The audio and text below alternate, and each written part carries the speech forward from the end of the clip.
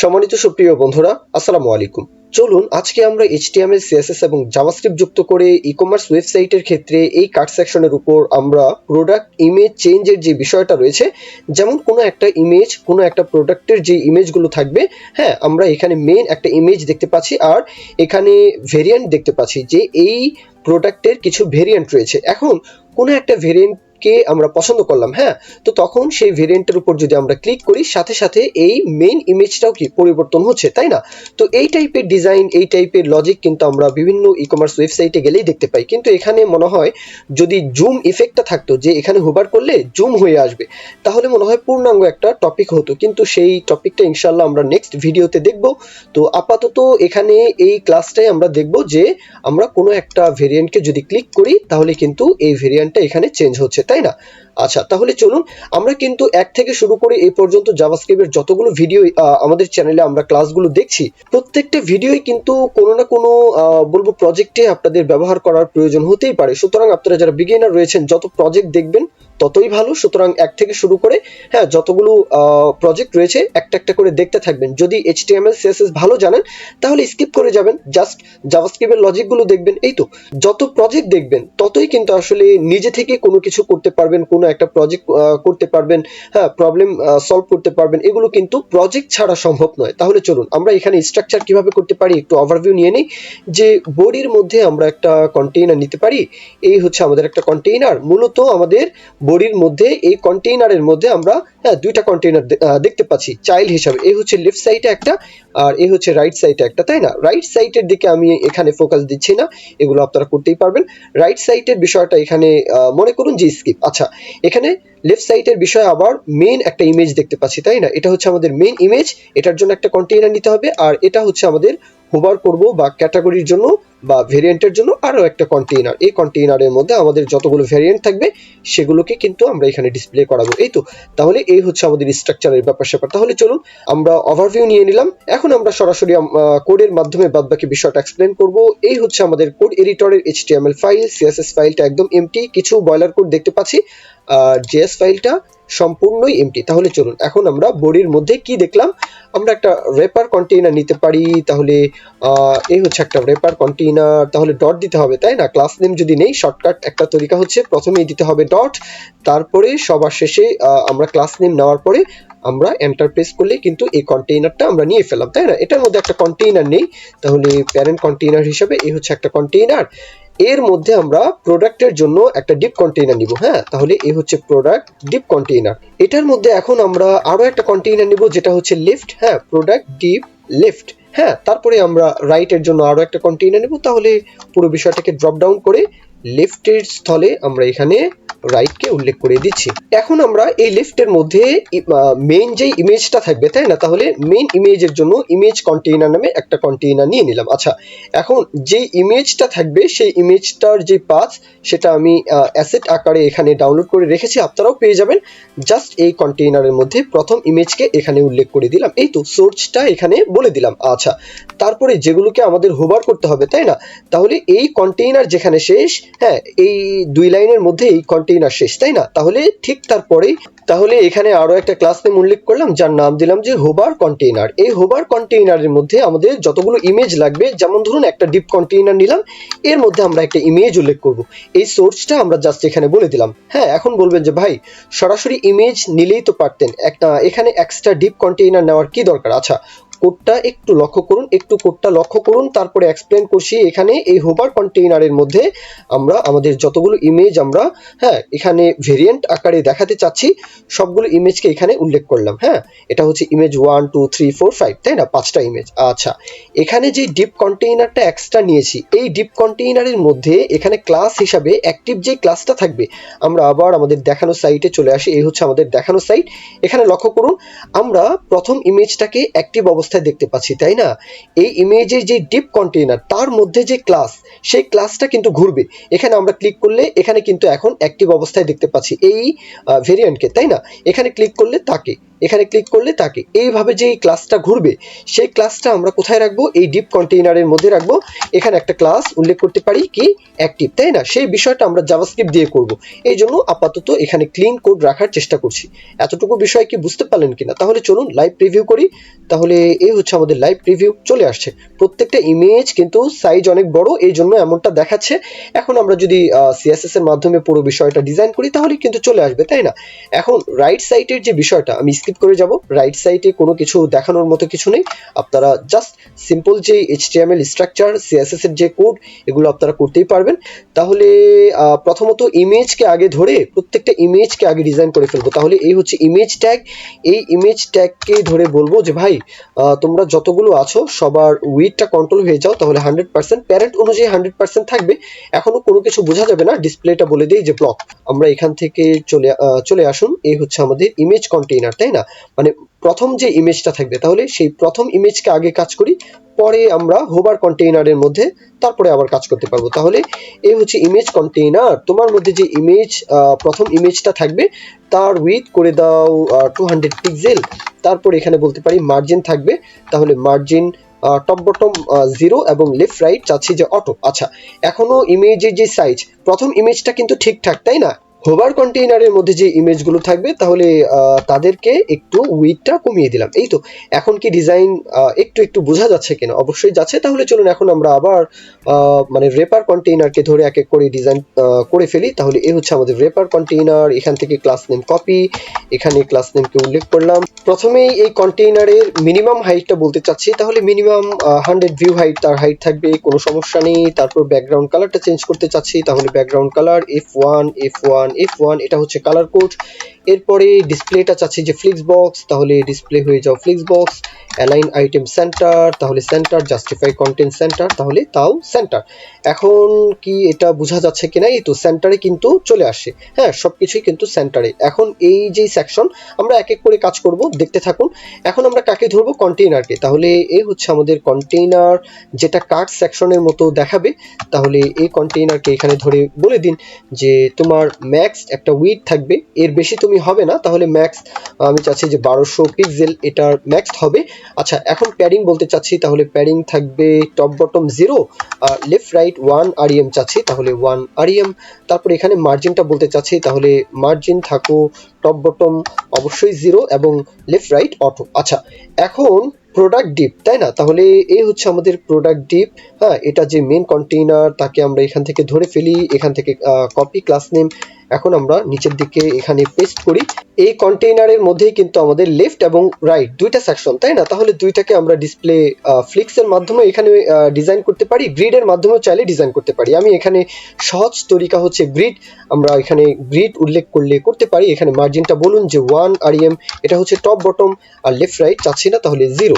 প্যাডিংটাও same, একটু বাড়িয়ে বলবো জাস্ট, তাহলে প্যাডিং 2 আরইএম এখানে বলতে চাচ্ছি, আর লেফট রাইট 0।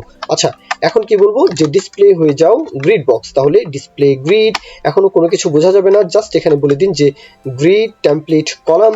এখানে রিপিট আকারে থাকবে, তাহলে রিপিট ফাংশন এখানে 2 দিয়ে বলতে হবে, কারণ আমরা 2 কলাম চাচ্ছি।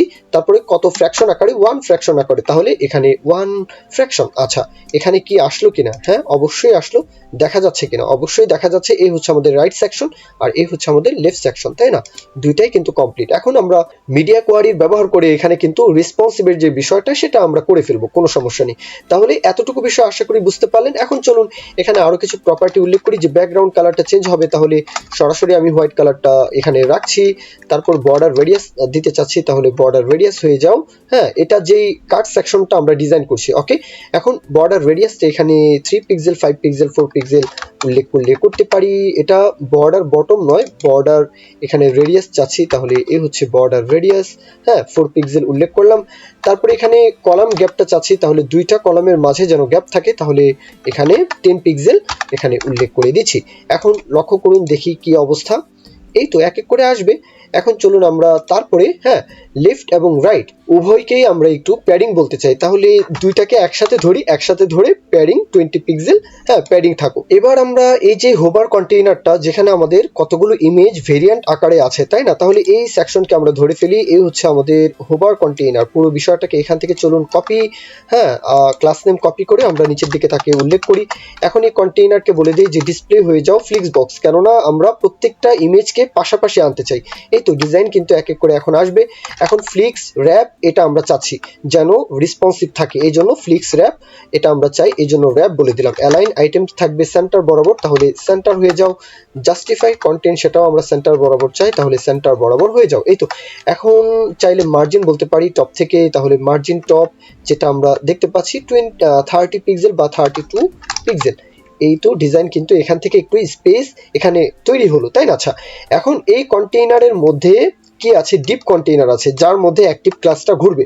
তাহলে এখানে তাকে উল্লেখ করে বলে দিন যে তোমার মধ্যে যে ডিপ কন্টেইনার যারা থাকবে তাদের বর্ডার চাই। তাহলে বর্ডার এখানে একটু মনোযোগ সহকারে দেখুন, 2 পিক্সেল সলিড কালার। তাহলে সলিড এখানে কালার কোডটা আমি চাইলে আমার নিজের মতো করে একটা কালার কোড এখানে উল্লেখ করছি, একটু লক্ষ্য করুন। এই হচ্ছে কালার কোড। এই তো দেখা যাচ্ছে কিনা? অবশ্যই দেখা যাচ্ছে। জাস্ট এখানে কি লাগবে? প্যাডিং লাগবে। তাহলে এখানে আমরা বলে দিই যে প্যাডিং থাকবে 1 REM। হ্যাঁ, এই তো ডিজাইন এখন কিন্তু বোঝাই যাচ্ছে স্পষ্ট। এখন আমরা বর্ডার রেডিয়াসটা বলে দিই যে বর্ডার রেডিয়াস এখানে 3 পিক্সেল বর্ডার রেডিয়াস থাকবে। তারপর এখানে আমরা মার্জিন বলতে পারি, তাহলে মার্জিন এখানে ঘুরিয়ে বলবো, হ্যাঁ 0। তারপর এখানে 4 পিক্সেল চাচ্ছি, 4 পিক্সেল। তারপর এখানে 8 পিক্সেল চাচ্ছি, তাহলে 8 পিক্সেল। এখন কি ডিজাইন বোঝা যাচ্ছে কিনা? অবশ্যই যাচ্ছে। তারপর এখানে আর কি কি প্রপার্টি উল্লেখ করা যায়, যে ডিসপ্লে থাকবে ফ্লিক্স বক্স, তাহলে ডিসপ্লে ফ্লিক্স বক্স চলে আসো। তারপর এখানে অ্যালাইন আইটেমসটা বলতে পারি সেন্টার, জাস্টিফাই কন্টেন্ট সেন্টার। তারপর এখানে কার্সর যদি নিয়ে আসা হয় তাহলে যেন পয়েন্টার থাকে। এখন কার্সর নিয়ে আসলে পয়েন্টার। এখন এখানে ট্রানজিশনটা উল্লেখ করে দিন, যে ট্রানজিশন কেন ট্রানজিশন উল্লেখ করছি, যে বর্ডার কালার অনুযায়ী এটার যে ট্রানজিশন সেটা যেন পায় বর্ডার কালার অনুযায়ী 0.3 সেকেন্ড ইজ এইভাবে চলবে। এখন বলবেন যে ভাই বর্ডার কালার অনুযায়ী এটার ট্রানজিশনটা কেন বললাম, তাই না? যে এই যে হোভার কন্টেইনার তার মধ্যে ডিপ, হ্যাঁ এই ডিপ কন্টেইনারকে আমরা যখন হোভার করব তখন এখানে যেন বর্ডার কালার চলে আসে, বর্ডার যে কালারটা দিব সেটা যেন ফুটে ওঠে। এই জন্য এখানে বলে দিন যে হোভার কন্টেইনার তোমার মধ্যে যে ডিপটা রয়েছে এই ডিপগুলোকে যখনই আমরা হোভার করব তখন যেন এই কালারটা পরিবর্তন হয়। হ্যাঁ, এই তো বর্ডার কালার কি এখন পরিবর্তন, তাই না? যদি কালারটা ভালো না লাগে তাহলে মূল যেই থিম কালার থাকবে সেই থিম কালার অনুযায়ী দিয়ে দিবেন, তাহলেই তো হয়। এখন লক্ষ্য করুন, এই তো কালারটা চেঞ্জ হচ্ছে কিনা? অবশ্যই হচ্ছে। এইভাবে এই কালারগুলো নিয়ে আমার এখানে মাথা ব্যথা নেই, আপনারা চাইলে ডিজাইন নিজের মতো করে করতে পারেন। আচ্ছা, তাহলে থাকবে। এখন কথা কি? এখন কথা হচ্ছে এই পুরো বিষয়টাকে আমরা অ্যাক্টিভ ক্লাসকে ঘোরাতে চাই। হ্যাঁ, হোভার কন্টেইনারের মধ্যে ডিপ কন্টেইনার যতগুলো থাকবে, তাহলে জাস্ট এখানে বলে দিন যে ডিপ তোমার মধ্যে আমরা অ্যাক্টিভ ক্লাসকে ঘোরাতে চাই। তাহলে এই অ্যাক্টিভ ক্লাসকে জাস্ট এখানে উল্লেখ করে দিলাম। এখন কি হবে? যখনই অ্যাক্টিভ থাকবে তখনই যেমন ধরুন বর্ডার কালার পরিবর্তন হবে।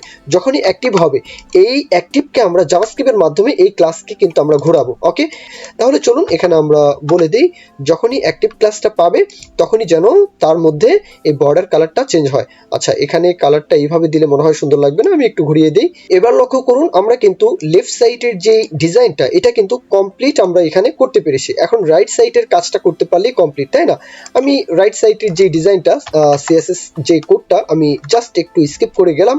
এই তো এখন কিন্তু আমাদের যে মিডিয়া কোয়ারির ব্যবহার থেকে শুরু করে আমাদের রেসপন্সিভের যে কাজ কারবার সবকিছুই কিন্তু আমাদের কমপ্লিট। এই হচ্ছে আমাদের রাইট সাইড আর এই হচ্ছে আমাদের লেফট সাইড, দুইটাই কিন্তু আমাদের কমপ্লিট, তাই না?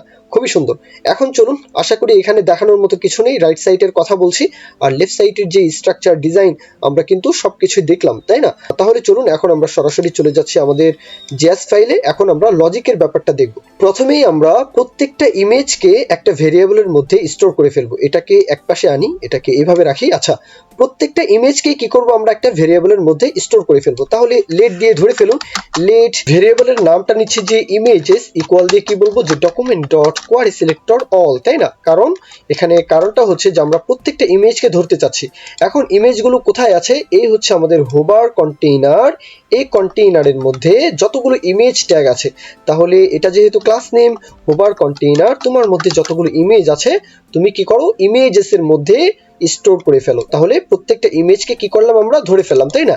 এখন মেইন একটা ইমেজ আমাদের আছে যেটা টপের, মানে এই যে ইমেজটা এটা হচ্ছে আমাদের মেইন ইমেজ, তাই না? তাহলে এই ইমেজকে আমরা একটা ভেরিয়েবলের মধ্যে স্টোর করে ফেলবো। তাহলে লেট মেইন ইমেজ ইকুয়াল দিয়ে কি বলবো? যে ডকুমেন্ট ডট কোয়ারি সিলেক্টর দিয়েও ধরতে পারি। তাহলে ডকুমেন্ট ডট কোয়ারি সিলেক্টর, এটার মধ্যে আমরা তার যে ক্লাস নেম তাকে এনে আমরা এখানে উল্লেখ করতে পারি। তাহলে এই হচ্ছে ইমেজ কন্টেইনার, তাই না? তাহলে ইমেজ কন্টেইনারের মধ্যে যে ইমেজটা আছে, তাহলে এই হচ্ছে image container, class name copy, এখানে কোটেশনের মধ্যে কোটেশন দিতে হবে। তাহলে কোটেশনের মধ্যে আমরা তার ক্লাস নেমকে উল্লেখ করে বলি যে তোমার মধ্যে যে ইমেজটা আছে এখানে কিন্তু একটা ইমেজ, যেটা হচ্ছে মেন ইমেজ, আর এখানে হচ্ছে সবগুলো ইমেজ, তার মানে এখানে 5টা ইমেজ, তাই না?